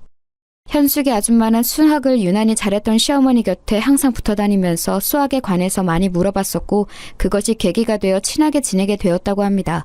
전교 1등이었음에도 불구하고 수학만 늘 시어머니가 앞서 나갔기에 오히려 현숙이 아줌마가 도움을 많이 받았다고 해요. 시어머니의 필기노트도 보여주고 현숙이 아줌마가 모르는 문제는 시어머니가 가르쳐주기도 하고 하면서요. 저는 시어머니를 통해 현숙이 아줌마의 이야기를 들을 때마다 한 번도 뵌 적 없는 분이지만 정말 감사하다는 생각을 했습니다. 언젠간 꼭 뵙고 싶다는 생각을 했어요. 그러던 어느 날이었습니다. 시어머니가 무슨 바람이 불었는지 고교 동창회를 가고 싶다고 하셨습니다. 아니 그게 무슨 말씀이세요 어머니? 고등학교 시절에 맨날 친구들이 놀리고 괴롭혔다고 그동안 동창회는 눈길도 안 주셨잖아요. 현숙이 보고 싶다. 더 늙으면 못 본다. 나도 이제 할머니다. 더 늙으면 못 본다. 시어머니의 말씀은 이랬습니다. 학창시절 자신을 괴롭힌 친구들만 수두룩했던 것도 사실이지만 나이가 이제 칠순이 다 되다 보니 꼭 보고 싶은 사람은 보고 살아야겠다는 생각이 들었는데 그중 한 명이 학창시절 자신을 편견 없이 대해주었던 현숙이라는 겁니다. 시어머니의 이런 마음이 이해가 가긴 했지만 한편으론 걱정이 되기도 했습니다. 그 동창회 자리에 시어머니를 괴롭혔던 친구들도 나올 텐데 또 상처를 받고 돌아오시는 건 아닐지 해서요. 그래도 굳고 가고 싶다고 말씀하시는 시어머니를 말릴 수는 없었습니다. 그렇게 물가에 아이 내놓은 심정으로 시어머니를 동창회에 보내드린 날 결국 우려하던 일이 터지고 말았습니다. 시어머니는 동창회에서 돌아오신 날 밤 펑펑 우시며 제게 말했습니다. 현숙이 밉다. 현숙이가 내가 제일 못 산다고 놀렸다. 거기 있는 애들 전부 다 나 못 산다고 놀렸다. 현숙이도 밉고 동창들도 다 밉다. 아니 어머님 그게 무슨 말씀이세요? 자세히 좀 말씀해보세요.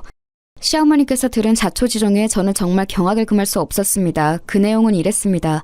불편한 자리임이 분명함에도 어린 시절 자신에게 잘해주었던 현숙이를 꼭 보고야 말겠다는 일념으로 참석하게 된 고교 동창회 자리는 처음에는 생각보다 무난했다고 했습니다.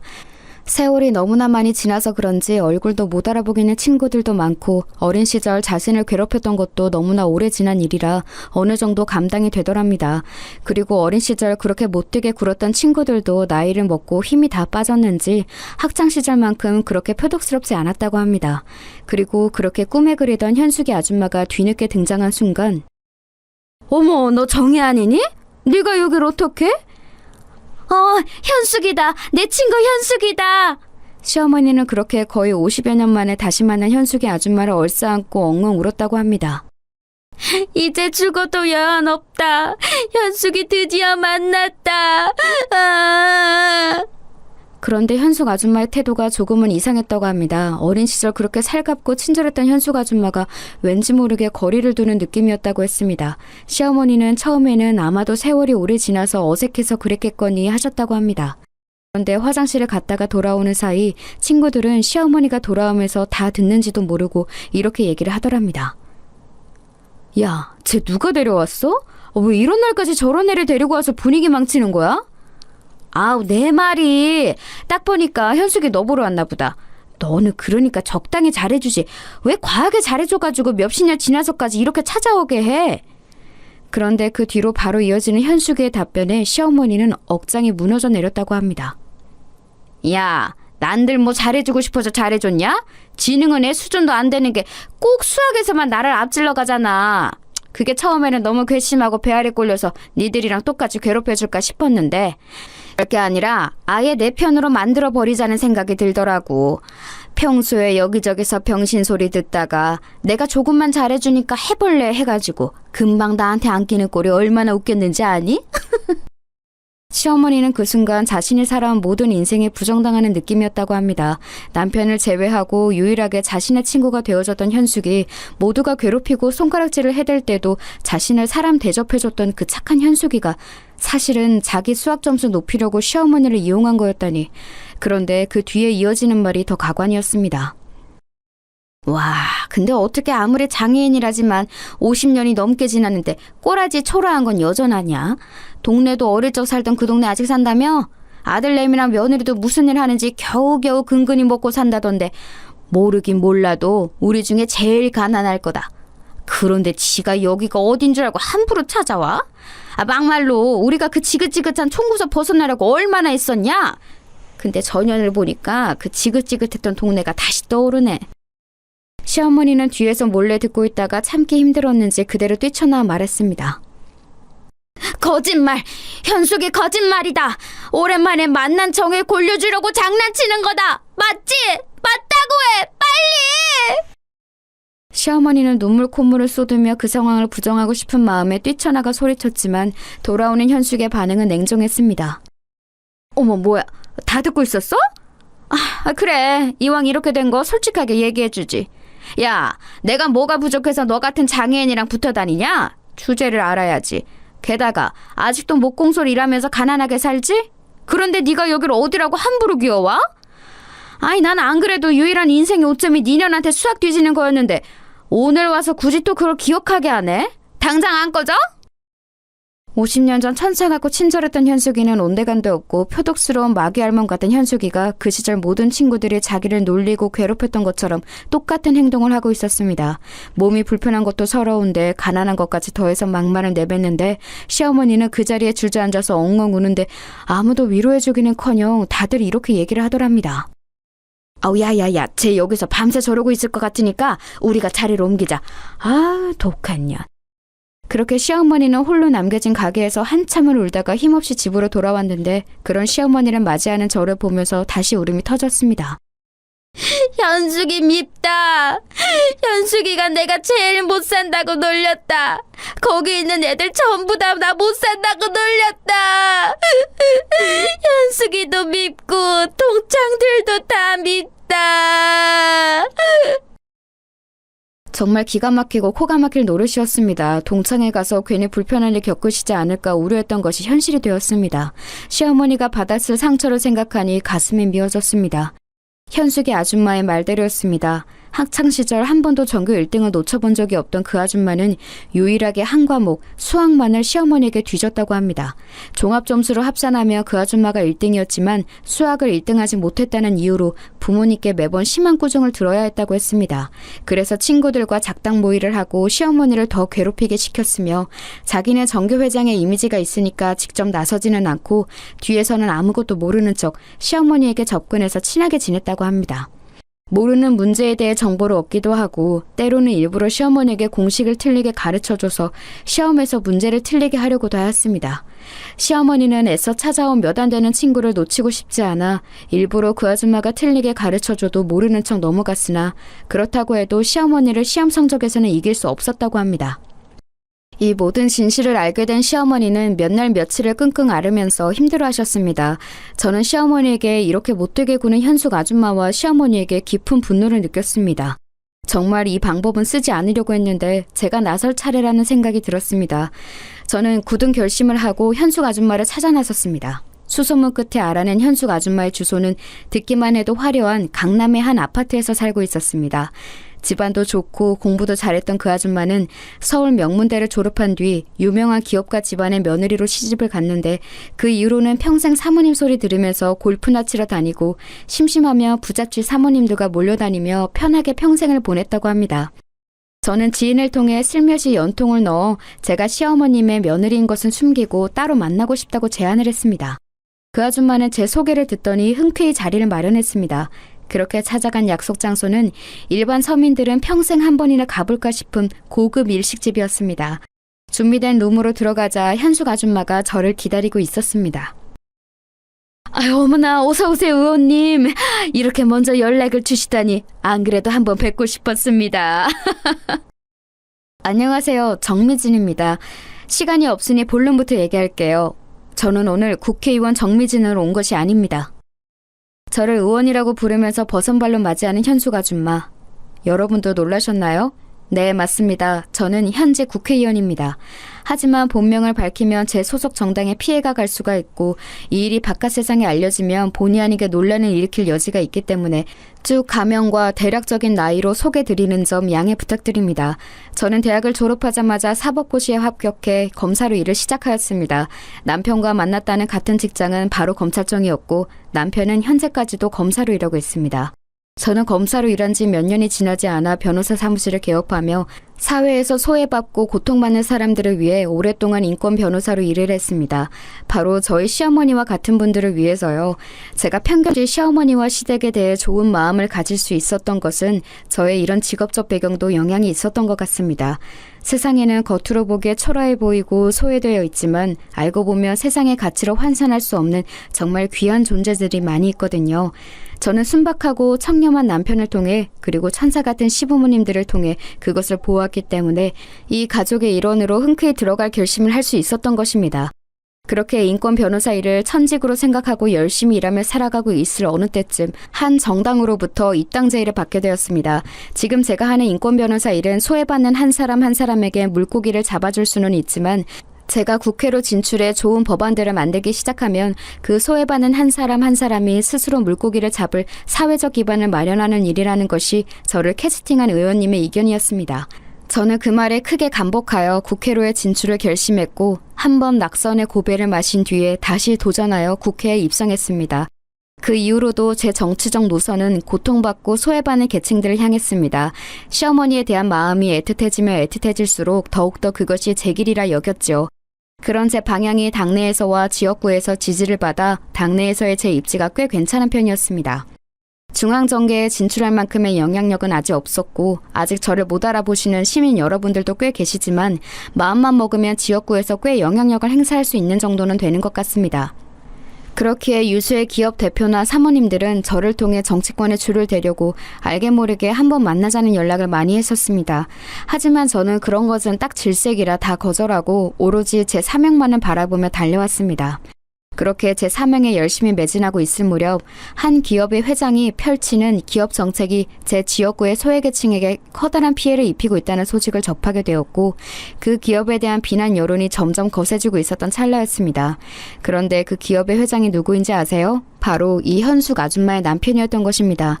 제가 눈여겨보고 있던 기업의 회장과 저희 시어머니에게 크나큰 상처를 주었던 현숙 아줌마의 연결고리를 처음 알게 되었을 때 제가 얼마나 놀랐을지 상상이 가세요? 그래서 저는 조금도 지체 없이 현숙 아줌마를 만나자고 한 것이었습니다. 네? 그게 무슨 말씀이세요? 우리 바깥 양반 일로 보자고 하신 거 아니었어요? 네, 물론 그런 것도 없잖아 있지요. 하지만 저는 오늘 소외받는 한 가정의 가족으로서 이 사회의 정의를 실현할 의무가 있는 한 시민으로서 이 자리에 온 것입니다. 아니, 계속 알 수 없는 말씀만 늘어놓으시네. 나도 시간 없으니 본론만 빨리 말씀하시고 끝내요.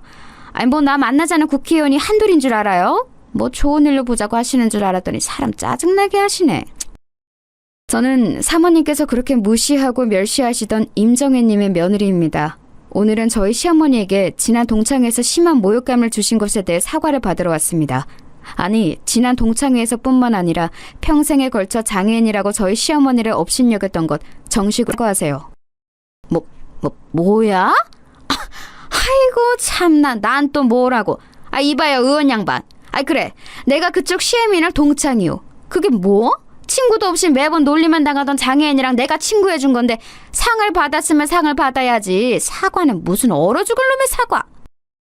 한 번도 이길 수 없었던 수학 성적. 저희 시어머니에게 접근해 그것을 어떻게든 비정상적인 방법으로 뒤집어 보려고 하셨던 거겠지요. 정말 추잡하기 이를 데 없습니다. 저희 집안 그렇게 무시하실 만큼 가난하지 않아요. 시어머니가 워낙 소탈하고 순박하셔서 평범하게 다니시는 거라고요. 기업가에서 오래 사셨다고 하더니 겉모양으로만 사람 판단하는 눈만 생기셨나 봅니다. 하나 더 말씀드릴까요? 사모님은 지금도 수학으로 붙어도 저희 시어머니 절대 못 이기세요. 뭐야? 야, 너 진짜 죽고 싶어? 우리 집안이 어느 집안인 줄 알고 지금 눈 시퍼렇게 두고 대들어? 우리 바깥 양반 있긴 한 번이면 너 같은 초짜 의원 모가지 날리는 건 일도 아니야. 알아? 그 모가지 저 대신 그 위대한 바깥 본 걸로 대신 날리면 어떨까요? 뭐가 어째? 저에 대해 이미 알고 계셨다면 저희 남편에 대해서도 들으셨겠죠. 이미 중앙수사부에서는 사모님 남편분의 비리 의혹에 대해 많은 증거들을 확보해 놓은 상태입니다. 아무리 돈에만 눈이 멀었어도 소외계층 배를 째가면서까지 벌진 마셨어야죠. 지금 제 지역구와 남편을 잘못 건드리신 겁니다. 애초에 사과는 안 하실 것 같아서 기대도 안 하고 왔는데 설마 일만이라도 저희 시어머니와 저희 가족에게 사과하시는 태도를 보이시면 정상 참작이라도 하려고 했는데 그런 마음을 가진 게 후회되네요. 네, 제가 찾은 이 기업과 시어머니 동상과의 연결고리로 인해 상황은 저희 가족에게 매우 유리한 상황이 되었습니다. 남편은 검찰 중에서도 기업의 저승길이라고 불리는 중앙수사부에서 오랫동안 일을 했고 마침 제 지역구에 피해를 주는 그 기업의 여러 정황들을 근거로 그 기업을 처벌할 여러 증거들을 찾은 상태였습니다. 정식으로 압수수색을 진행하기 전에 제가 잠깐만 기다려달라고 한 다음에 이 아줌마를 만나게 된 것이죠. 두고 보세요. 사모님과 남편분이 평생 누리고 살았던 것 일순간에 나락으로 보내드리겠습니다. 뭐야? 아니... 그래. 어디 할 수 있으면 해봐. 두고 보자는 것들 하나도 안 무섭더라. 그럼 이만. 그 일이 지나지 않아 해당 기업에 대해 압수수색 영장이 발부가 되었고 현숙 아줌마의 남편은 구속이 되었습니다. 들리는 이야기로는 현숙 아줌마는 충격을 받아 중풍으로 쓰러졌다고 하네요. 문자 그대로 뒷목 잡고 쓰러져 버린 것입니다. 저는 이 모든 일이 끝난 후에 시어머니에게 지난 일의 자초지종을 설명드렸습니다. 그런데 기뻐하실 줄 알았던 어머님에게서 의외의 반응이 나왔습니다. 현숙이 아프다. 현숙이 병문 안 가야 한다. 네? 어머님 그게 무슨 말씀이세요?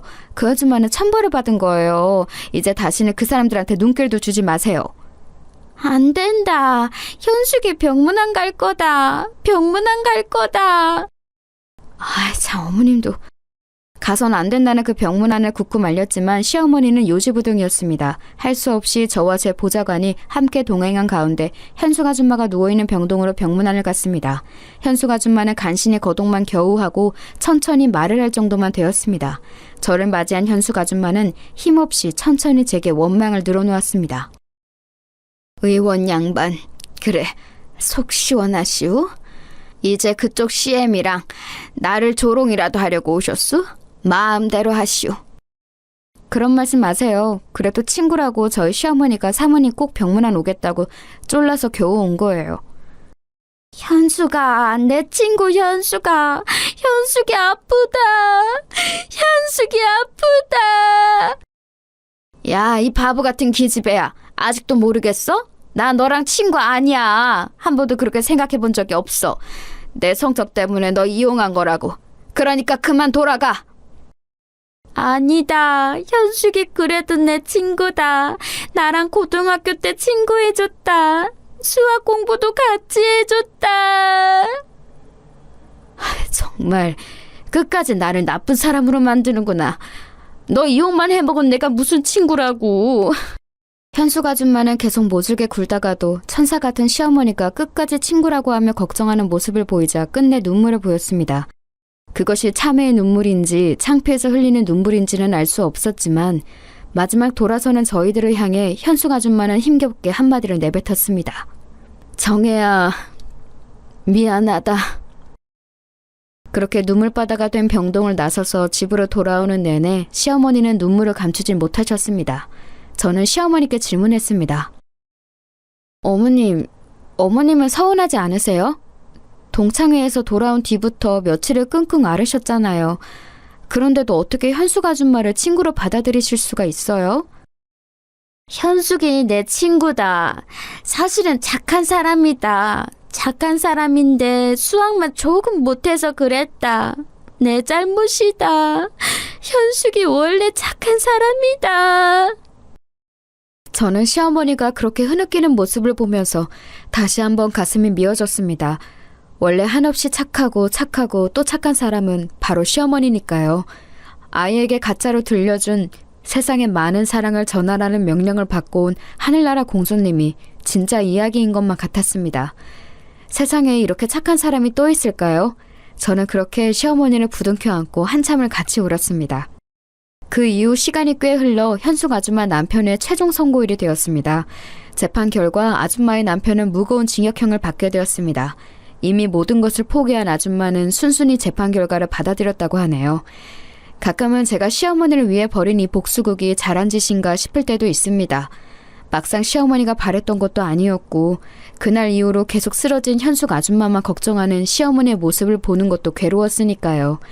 하지만 적어도 그 기업의 잘못된 행동은 바로잡는 게 맞았다고 봅니다. 현숙 아줌마도 거동을 좀 할 수 있게 된 뒤로부터는 틈만 나면 산속 깊은 절에 가서 불공을 드린다고 하네요. 부디 바라옵기는 자신과 남편의 지난 과거를 깊이 참회하는 시간을 가지는 거였으면 좋겠습니다. 인간은 쉽게 변하지 않는다는 것을 알기에 그날 병문안을 갔을 때 보인 아줌마의 눈물이 악어의 눈물인지 참회의 눈물인지 아직도 헷갈리기만 합니다. 그래도 양심이 있었는지 재판이 진행되는 과정은 시어머니나 저희 남편에게 일절 따로 연락을 하지 않았습니다. 그러고 보면 진짜 반성을 하고 있는 게 맞는 것 같기도 해서 일면 안심이 되기도 합니다. 그래도 분명한 것은 현숙 아줌마는 평생에 자기만 생각해주는 저희 시어머니 같은 친구 한 명 얻었다는 것입니다. 아줌마의 남편이 구속되고 기업 이미지가 나락으로 치닫으니까 그동안 주변에 항상 북적였던 부잣집 사모님들이 싹 다 연락을 끊더래요. 남편을 구제해보고자 백방으로 법조인들이며 기업가 집안 사람들을 찾아다녔지만 전부 외면하더랍니다. 아마 아줌마는 그때 깨달았겠지요. 자기가 인생을 잘못 살았다는 것을요. 그리고 또 한 가지 깨달았을 겁니다. 이렇게 힘들 때 곁에 있을 친구 하나 없이 모두 자신을 떠나갔지만 정혜만은 내가 무슨 일이 생겨도 곁에 있을 거라는 것을요. 여러분은 인생을 살면서 저희 시어머니 같은 천사를 만나보신 적이 있나요? 있다면 그것은 여러분이 하늘님의 축복을 받은 사람들이란 증거입니다. 먼 훗날 시어머니가 하늘님 곁으로 돌아가실 때 여러분이 받았던 사랑이 또 씨앗이 되어 여러분의 주변에 한없이 끊임없이 퍼져 있을 것을 믿어 의심치 않습니다. 그리고 여담입니다만 시어머니 얘기하느라 미처 다 얘기하지 못한 시아버지 이야기를 다음번에는 꼭 한번 하고 싶네요. 이 시아버지 이야기도 정말 영화 한 편 쓸 수 있을 정도로 재미있거든요. 그것은 아쉽지만 다음 기회로 미루어야 할 것 같습니다. 오늘은 할머니를 무척 사랑하는 손주들이 할머니와 함께 바닷가를 놀러 가기로 한 날이거든요. 그래서 제 사연은 여기서 마무리해야겠네요. 그럼 모두 서로가 사랑하는 하루 보내세요.